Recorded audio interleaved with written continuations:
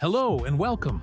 In this quick guide, I'll show you how to set up APN settings on both Android and iPhone. Let's get started. First, let's set up APN on your Android device. Open the Settings app. Tap SIM cards and mobile networks. Choose your SIM card. Tap Access Point Names. If needed, tap Add New APN. Now enter the required info. Name, as shown in the video. APN, as shown in the video. Leave all other fields as they are. Tap More, then Save. Finally, select the new APN from the list and restart your phone. Your Android internet is now ready.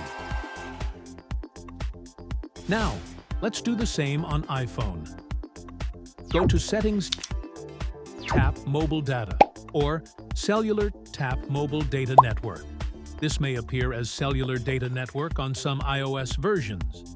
Now enter the following: APN, Internet, username, leave blank password, leave blank.